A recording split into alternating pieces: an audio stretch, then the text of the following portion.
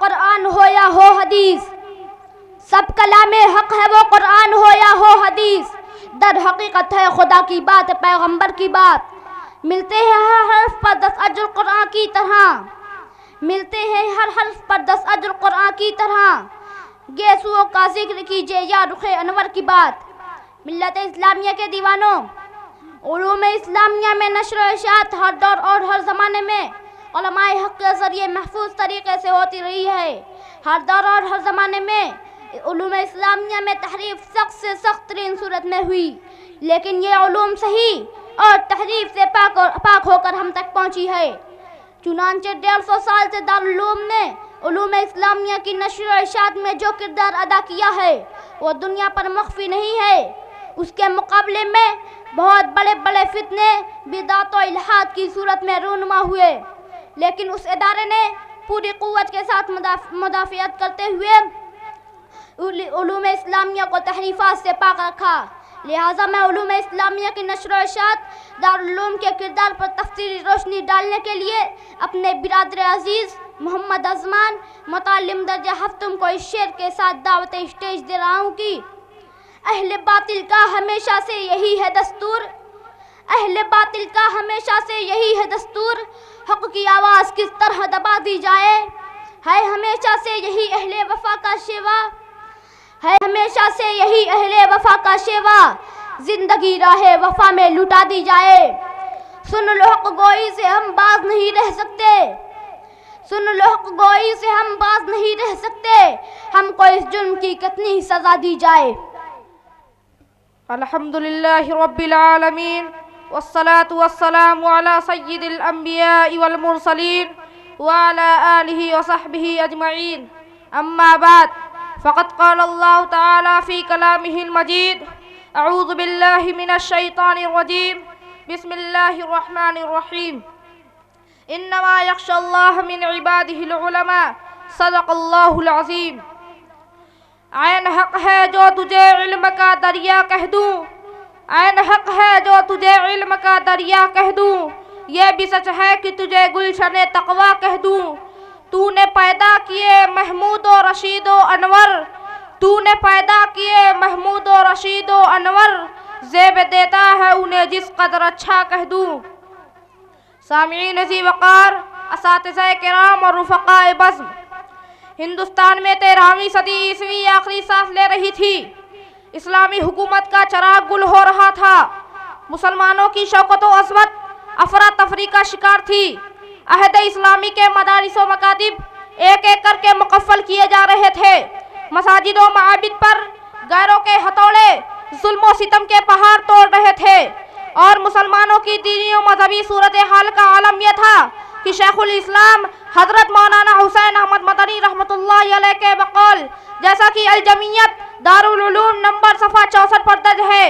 کہ چاروں طرف بے چینی کی آندھی چلنے لگی، کہیں سے الحاد و زندقہ کے بغولے اٹھے تو کہیں سے نیچریت اور عیسائیت کی زہریلی گیس نمودار ہوئی، کہیں سے علم تقلید کی وبائیں پھیلی تو کہیں سے بدعت و شرک کی پلیگ رونما ہوئی، کہیں سے علم باطن کے خلاف آوازیں کسی گئی تو کہیں سے شریعت اور مسائل پر گولہ انداز کی گئی، کہیں سے اندرونی فتنے اسلامی قلعوں کو کھودنے لگے تو کہیں سے بیرونی دشمنوں نے دھواں دھار آتش بازی کی، اور الرشید دارالعلوم نمبر صفحہ 641 کے مطابق علماء کو پھانسی پر لٹکایا گیا، دار و رسل پر چڑھایا گیا، دریائے شور کو عبور کرایا گیا، حق گو لوگوں کا سر اڑایا گیا، الغرض الکفر ملت واحدۃ کا سما تھا۔ اسی پر بس نہیں، قرآن رزقوں کو نظر آتش کیا جا رہا تھا، احادیث وفقہ کی کتابیں جلائی جا رہی تھی، یوں معلوم ہو رہا تھا جیسے ان اللہ یقبض العلم انتزاعا ينتزعه من العلماء کا منظر نگاہوں کے سامنے ہے۔ الغرض مسلمان بزبان حال یہ کہہ رہے تھے کہ صفحہ تاریخ جو آج تک تابندہ تھی، صفحہ تاریخ جو آج تک تابندہ تھی، آج میری وہ تحیر خیز شوکت گم ہوئی، یاس کی تاریکیوں میں راہ گم کردہ تھے ہم، یاس کی تاریکیوں میں راہ گم کردہ تھے ہم، اور وہ امید کی پرنور صورت گم ہوئی۔ سامعین بزم، زمین و آسمان کے لیے منظر ناقابل دید تھا کہ ایک حضرت حاجی امداد اللہ مہاجر مکی رحمۃ اللہ علیہ کی دعائے سحرگاہی، حضرت حاجی عابد حسین رحمۃ اللہ علیہ کی دینی طرف، حضرت مولانا قاسم نانوتوی اسلامی غیرت و حمیت نے بارگاہ خداوندی کو کچھ اس انداز سے اپنی طرف متوجہ کیا کہ خدایا ہندوستان میں اسلام، مسلمانوں اور دینی علوم کی حفاظت کو کئی سامان مہیا فرما۔ چنانچہ نسبت علوم ولی اللہ کی حامل ایک جماعت اٹھی اور دہلی سے دور دیوبند نام کی گمنام بستی میں ایک ایسا چشمہ علم و معرفت قائم کیا جو ایک طرف ولی اللہ حدیث و تفسیر اور نظامی معقول کا جامع تھا تو دوسری طرف حنفی توقع کا حامی اور مجددی اتباع سنت کا حامی بھی۔ اگر ایک جانب اہل سنت والجماعت کا آرگن تھا تو دوسری طرف فرق مبتدیہ اور ان کے عقائد و اعمال سے بچانے والا بھی۔ خطبات صدارت صفحہ 151 کے مطابق حضرت مولانا مرغوب الرحمان صاحب رحمۃ اللہ علیہ سابق محتمم دیوبند دارالعلوم دیوبند کی زبان میں دارالعلوم کی علمی، عملی، سیاسی، دفاعی خدمات توفیق خداوندی سے پھیلنی شروع ہوئی تو اس خطہ کا ہر گوشہ اس صاحب رحمت کی فیض رسانی سے مستفید ہوا۔ اس مدت میں ہزاروں اساتذہ نوبت نے اس گلشن علم و معرفت کی آبیاری کی۔ ان بزرگوں کے نام اور کارنامے تاریخ انسانیت کا ذرے باب ہے۔ اور شیخ الاسلام رحمۃ اللہ علیہ کی زبان میں جیسا کہ الجمعیہ دارالعلوم نمبر صفحہ 66 پر درج ہے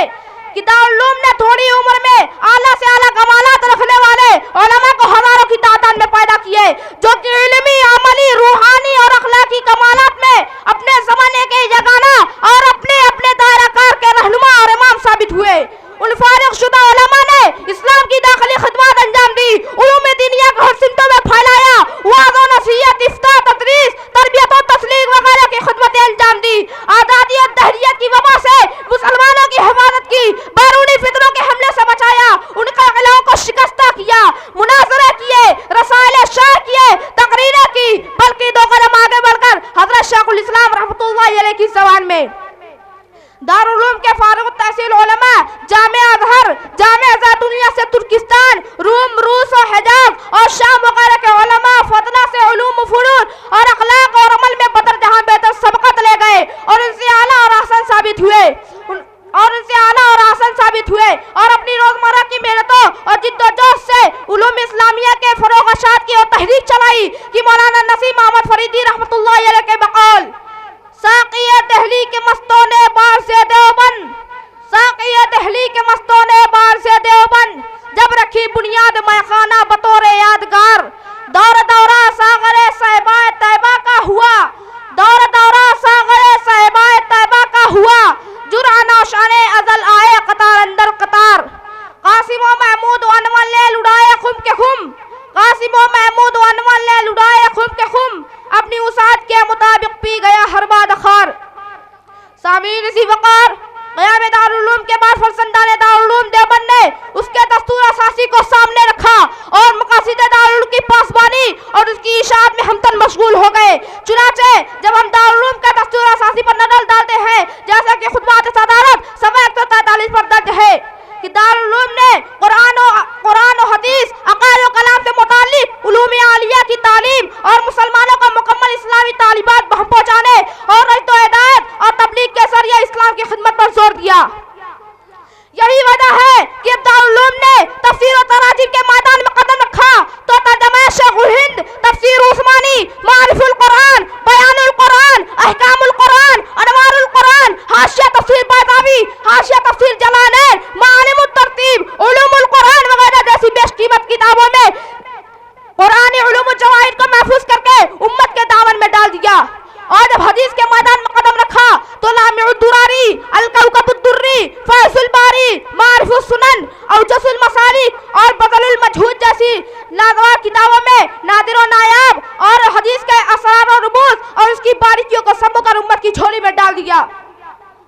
اور آگے بڑھئے، ان فرزندان دارالعلوم نے جب فقہ و فتاوی کے میدان میں قدم رکھا تو فتاوی رشیدیہ، فتاوی دارالعلوم، امداد الفتاوی، کفایت المفتی، جواہر الفقہ اور فتاوی محمدی جیسی نادر و نایاب کتابوں میں کے ذریعے اس امت کے مسائل کا حل پیش کیا اور اس کے درد کا درما کیا۔ حضرات، یہ تو مشت نمونہ سروانے کے طور پر چند مثالیں پیش کی گئی، ورنہ حقیقت تو یہ ہے کہ دارالعلوم کی یہ اور ان جیسی بہت ساری خدمات کو دیکھ کر مورخ ہند شیخ محمد اکرام اپنی کتاب موجے کو صفحہ 209 پر لکھتے ہیں کہ گزشتہ 50 سالوں کی خدمت کو دیکھ کر یہ کہنا پڑتا ہے لیکن یہ قطعاً موبائل